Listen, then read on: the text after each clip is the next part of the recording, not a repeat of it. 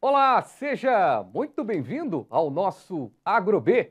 E hoje vamos falar sobre a guerra e o quanto ela influencia no agronegócio brasileiro.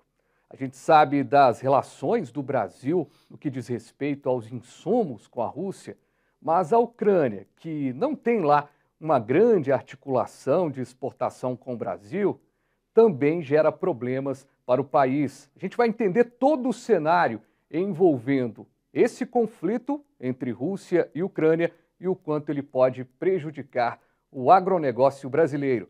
O nosso AgroB está no ar.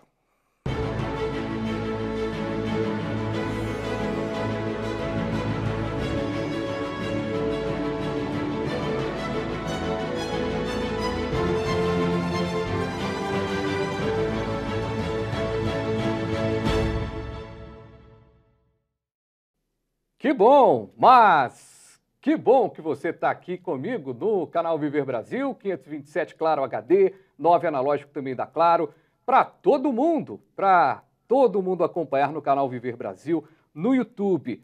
Hoje vamos falar do nosso jeito diferente de falar de agronegócio, abordar um pouquinho sobre o quanto essa guerra que está realmente a cada dia gerando mais indecisão dos governantes, imprecisão nos negócios, e não é diferente no agronegócio. A gente vai conversar agora com o Gustavo Vaz, que é especialista em investimentos. Gustavo, seja muito bem-vindo. Muito obrigado, estou muito feliz de estar aqui de volta. Vamos falar muito ainda sobre o que está acontecendo nesse mundo. E a gente vai ouvir também o professor, mestre em Economia Internacional do IBMEC BH, professor Frederico Martini. Professor, seja muito bem-vindo aqui ao nosso programa, ao AgroB. Muito obrigado, boa tarde a todos. Ótima tarde, a gente chegando aqui. Se você está acompanhando o nosso programa em uma reapresentação, bom dia, boa noite também, mas a gente está aqui falando sobre essa questão dos impactos no agronegócio brasileiro. Professor Frederico, a guerra na Ucrânia, todos esse desenrolar, esse ataque da Rússia, na prática ainda não se pode considerar uma guerra mundial, apesar já de utilização possível de armas nucleares, o que tornaria esse confronto ainda maior do que tem se mostrado. E há, inclusive, a expectativa de um cessar-fogo também, que pode fazer com que essa guerra ainda bem pare. Mas neste momento, pelo que a gente tem de cenário de guerra, qual que é o impacto mais próximo do nosso agronegócio brasileiro que a gente pode avaliar? Vamos lá. Bom, primeiro, um dos grandes impactos que nós temos é a questão das rotas logísticas, que por uma decisão já por parte de vários armadores, até mesmo de países envolvidos, algumas rotas foram canceladas, ligando à Ucrânia, praticamente todas foram canceladas, e também agora, esse final de semana, nós recebemos as notificações que as rotas da Rússia também, elas estão canceladas. Então, embarques que poderiam estar saindo nesse momento da Rússia para o Brasil, principalmente na questão dos fertilizantes, Fabiano, não tem ideia de quando irão sair mais.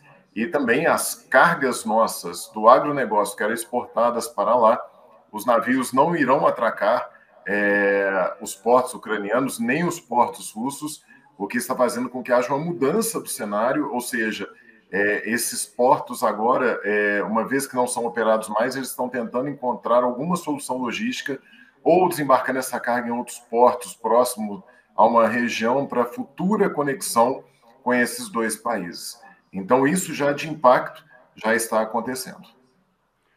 A gente analisando esse cenário, Gustavo, que o professor coloca, já começamos a ter um problema inicial, de que é ter o produto ou ter o insumo para produzi-lo, né? Com certeza. Se a gente notar como o mercado agro brasileiro funciona, ele é extremamente dependente de fertilizantes, que principalmente vem daquela região, né? Rússia, Ucrânia, Bielorrússia. Sem o escoamento desses fertilizantes e também de alguns insumos, né? Por exemplo, trigo, milho e outros, com certeza a parte produtiva brasileira acaba sofrendo nessa parte agro. E é interessante para você que está nos acompanhando aqui no AgroB, O Brasil depende de fertilizantes importados e a Rússia é a maior fornecedora desse insumo, bem destacado aqui já.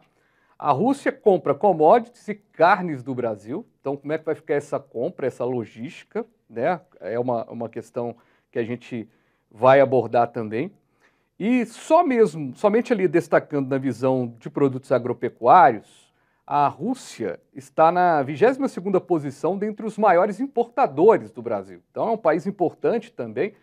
Falávamos aqui nos últimos dias, né, o Brasil chegou a ter aí 200 países que estão negociando com o Brasil, de certa forma, no nosso agronegócio, e a Rússia tem uma posição super importante, 22º, que representa 1,7 bi adquiridos, 1,7 bi dólares, viu? Em dólares adquiridos em 2021. Professor, para a gente ter uma noção, Frederico, que dando esses números do quanto que a gente realmente tem um país muito forte no que diz respeito à nossa economia. E no que diz respeito às sanções que a própria Rússia tem tomado, principalmente da União Europeia, com decisões na ONU e tudo mais, isso tende a ser um complicador em termos já do nosso produto ser exportado também para eles? Sim, sem dúvida é um complicador. Essas sanções, Fabiano, eu coloco um pouco numa outra visão, até que ponto que ela vai se sustentar no médio e longo prazo. Ela está tendo uma validade muito grande para forçar um pouco um possível cessar-fogo e uma volta, né, dentro do novo contexto de uma normalidade. Mas, por exemplo, igual você pega o gás, que a Alemanha ela corta, né, o vínculo com a Rússia sobre a questão do fornecimento de gás natural. Para desenvolver um novo fornecedor, para desenvolver uma nova logística, isso leva muito tempo. E esse gás, ele é importante. Então, para a região europeia. Então, já está tendo aumento de preços ali. A gente tem que lembrar que o mundo ele vive numa questão inflacionária geral, não é só o Brasil, existe uma questão inflacionária pegando vários países aí do mundo inteiro. E o que acontece? A partir do momento que você tem um encarecimento do gás natural, se você já tem um encarecimento do petróleo, que também a Rússia ela é produtora e fornecedora disso, isso acaba impactando num cenário geral, ou seja, o barril já passou na semana passada acima de $100.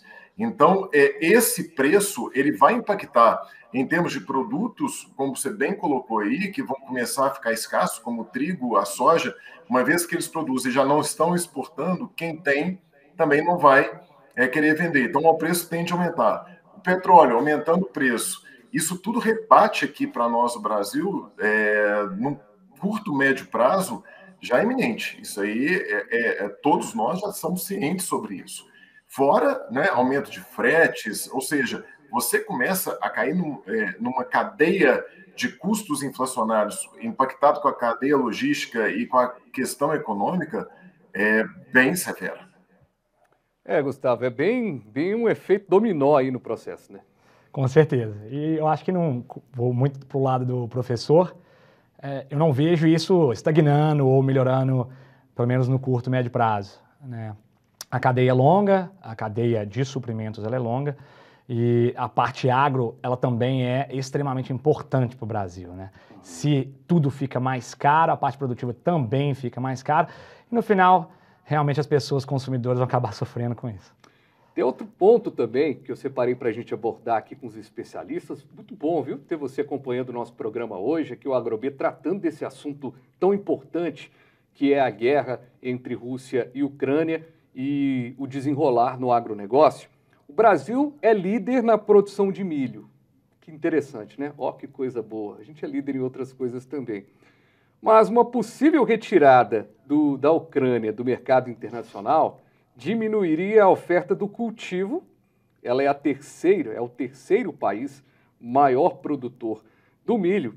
E aí teria o que o professor já destacou, o que o Gustavo já destacou, que será a alta no preço do grão, que é muito usado, inclusive como ração, aumentando também os custos de produção na pecuária e das carnes nas prateleiras. Professor Frederico, o que tem acontecido, na verdade, e o que mostra para a gente é que quando a gente estudava lá na escola, né, lá no ensino médio, a turma que está acompanhando a gente aqui, que está no ensino médio também, a gente acompanhava e falava assim, a globalização, são os países todos unidos numa economia. A guerra, nesse mundo atual, ela não é diferente. Se lá atrás, uma Primeira e Segunda Guerra e outros conflitos já trouxeram problemas, esse conflito se mostra ainda mais operante no que diz respeito à junção da economia, né? Todo mundo, no final das contas, depende um pouquinho da economia do outro, né? Exato. A gente vive numa globalização, apesar de ser um fato isolado, os mercados têm uma certa autonomia de reagirem também de forma diferente. Então, você vê, por exemplo, a China, ela é dependente das questões do gás natural e do petróleo da Rússia. Então, obviamente, ali, com a questão do conflito, as bolsas caem, isso não reflete tanta realidade brasileira. Se você pega aqui nos Estados Unidos, a questão das sanções econômicas, financeiras que fizeram, não afetam tanto a economia norte-americana. Já o Brasil, numa questão política, e dentro disso que você bem coloca, dessa interdependência econômica que existe, e nós, ainda sendo uma economia mais fragilizada e também nesse processo inflacionário, a gente já sente alguns efeitos na questão da variação do dólar, que impacta também numa questão inflacionária, ou seja, você tem até então, uma questão de uma postura brasileira diplomática em relação ao conflito, que estava uma certa ambiguidade até ter uma definição mais enfática do Brasil. Isso coloca em xeque os investidores internacionais em relação ao Brasil. Então, isso tudo, apesar de estarmos lidando com um conflito muito pontual, de um conflito que está ali, né, Ucrânia, Rússia, sem envolvimento de outros países de uma forma direta, isso através de uma globalização econômica, de uma globalização do mercado financeiro, mesmo a gente tendo as autonomias, acaba caindo, como você já usou esse termo, e ele foi bem pertinente, num efeito cascata. Então, isso acaba nos impactando também nesse cenário. Quer complementar, Gustavo? Eu colocaria, só para acrescentar no raciocínio, que isso até mostra cada vez mais a necessidade do Brasil desburocratizar e a necessidade de diversificar a capacidade produtiva brasileira, para que a gente não for, por exemplo, não seja dependente completamente de fertilizantes. Isso já ajudaria bastante, por exemplo, a sair dessa dependência internacional. Eu quero falar mais disso no segundo bloco com vocês, exatamente sobre isso. Qual que é o caminho que a gente pode apontar aí para o Brasil sair dessa com menos arranhões, diga-se de passagem. A gente vai para o intervalo rapidinho aqui com o AgroB. Lembrando que você que está em Betim, Belo Horizonte, Contagem, está em Sabará, está em Ipatinga, no Vale do Aço, Valadares, Governador Valadares, na região leste de Minas, você que está acompanhando no Triângulo Mineiro, Uberaba, Uberlândia, todo mundo ligado também na Zona da Mata, em Juiz de Fora, aqui no canal Viver Brasil. O AgroB é nosso jeito diferente de falar de agronegócio, volta já já.